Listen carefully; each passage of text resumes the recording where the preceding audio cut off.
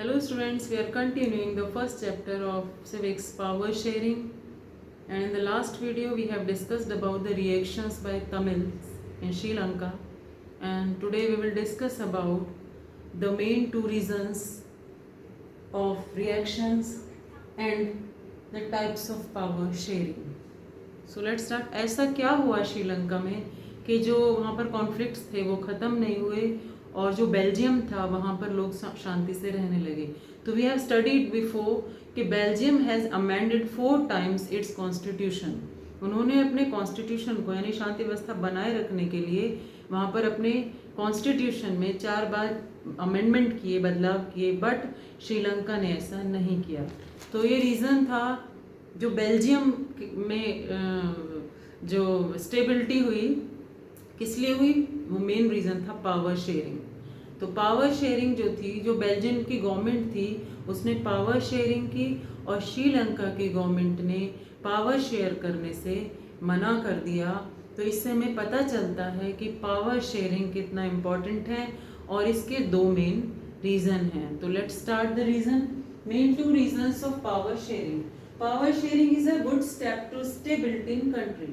First ये है कि यदि पावर शेयरिंग होगी तो किसी भी कंट्री में स्टेबिलिटी बनी रहती है, लोगों में कॉन्फ्लिक्ट्स नहीं होते, लड़ाई झगड़ा नहीं होता, यानी कि सभी को पावर जो है वो इक्वली डिवाइडेड होती है, डिस्ट्रीब्यूटेड होती है. दूसरा है a good government always share the power in democracy.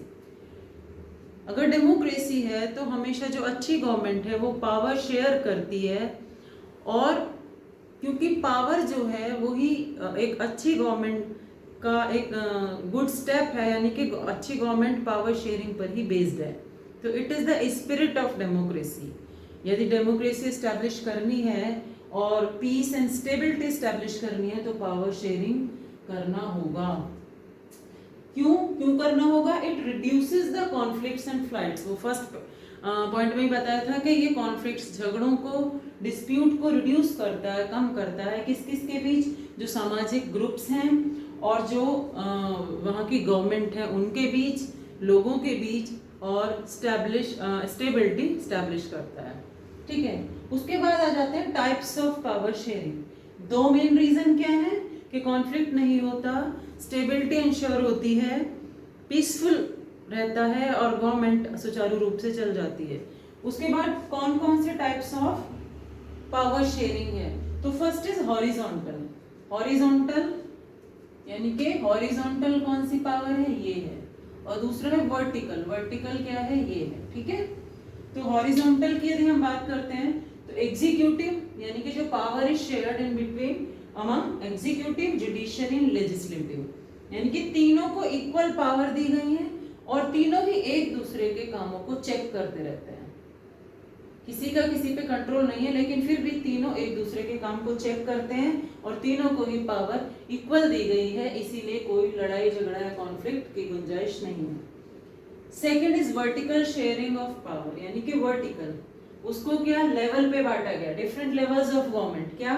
Central सबसे ऊपर, उसको state, second district and village, यानी कि स्टेप फर्स्ट, फिर सेंट्रल ने स्टेट को दी, स्टेट ने डिस्ट्रिक्ट को दी, डिस्ट्रिक्ट ने विलेज को दी. तो ये लेवल्स में पावर शेयर की जाती है, जिसमें सभी आपस में अपना काम करते हैं और सभी सेटिस्फाइड होते हैं. Power can be shared among different social groups.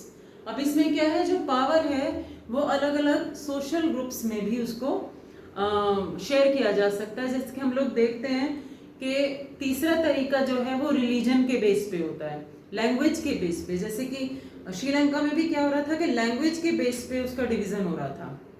कई बार हमारे यहाँ माइनॉरिटी के बेस पे होता है, कास्ट के बेस पे होता है, जैसे रिजर्वेशन सिस्टम.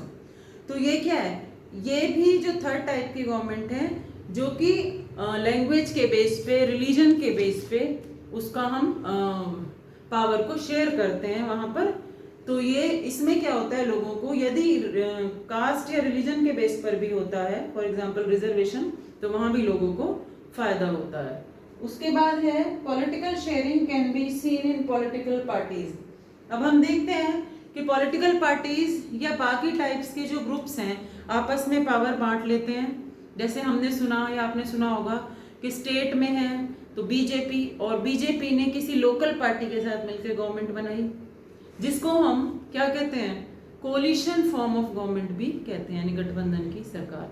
तो ये पॉलिटिकल शेयरिंग ऑफ पावर हुआ, राजनीतिक इसको हम कहेंगे गठबंधन हुआ।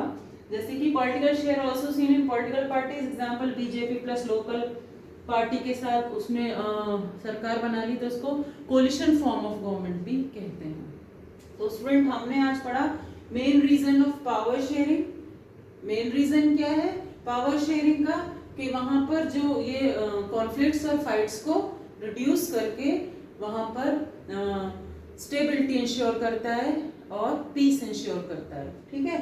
दूसरा डेमोक्रेसी भी यही है, यदि डेमोक्रेसी है तो पावर शुड बी शेयर, ठीक है। फिर इसको हमने बताया कि कितने टाइप की है, हॉरिजॉन्टल है, इक्वली पावर दी गई है, वर्टिकल है, थोड़ी ज्यादा फिर कम फिर कम फिर कम, ये वर्टिकल में है। और उसके बाद वो डिफरेंट सोशल ग्रुप्स में भी होते हैं, रिलीजन के आधार पे हो सकती है, कास्ट के आधार पर हो सकती है, कल्चर के आधार पर हो सकती है। और थर्ड पॉलिटिकल पावर शेयरिंग होती है, जो कि लोग गवर्नमेंट बनाने के लिए कोलिशन गवर्नमेंट भी, फॉर्म ऑफ गवर्नमेंट भी कहते हैं, इसमें पावर शेयर की जाती है। So students, today we have complete the chapter of power sharing and what is the moral from this chapter. तो मॉरल यही है कि जो पावर है, जो सत्ता है, उसका बंटवारा होना चाहिए। पावर डिफरेंट ग्रुप्स में या लेवल्स में शेयर होनी चाहिए, ताकि कंट्री में स्टेबिलिटी बनी रहे, पीस बना रहे, डेमोक्रेसी बनी रहे, और किसी भी तरह के कॉन्फ्लिक्ट्स या डिस्प्यूट ना हो। Thank you.